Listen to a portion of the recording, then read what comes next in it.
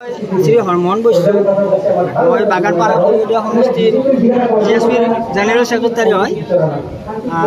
আমি আজি ইয়াত যোগদান কাৰ্যসূচীত আমি যোগদান কৰিলোঁ জিএছপি হিচাপে বিজেপি হিচাপে, কিন্তু আমি জিএছপিৰ আমি জবলিও আমি ইয়াত কেণ্ডিডেট দিছিলোঁ, তেওঁলোকে জিকিব পৰা সমৰ্থ ইয়াত বাগানপাড়াত নাই।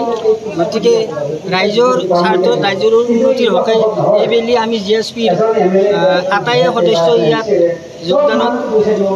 যোগদান কাৰ্যসূচীত বিজেপিত যোগদান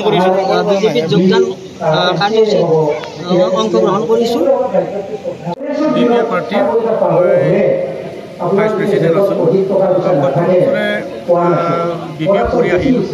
এতিয়া যিটো বিপিএফৰ আমাৰ বাগানপাড়া সমষ্টিত যিটো চলি আছে বা পাৰ্টিৰ যিখিনি দুৰ্বলতা দেখি আমাৰ আহি থকা যিটো বাগানপাড়া সমষ্টিত বা বিজেপি পাৰ্টিৰ যিখিনি বিজেপি পাৰ্টিত মানুহ আমাৰ কেণ্ডিডেট আহিব এখেতসকলৰ বা যিখিনি নেতৃত্বখিনি পাই কিনে মই বিজেপি পাৰ্টিত আজি যোগদান কৰিছোঁ।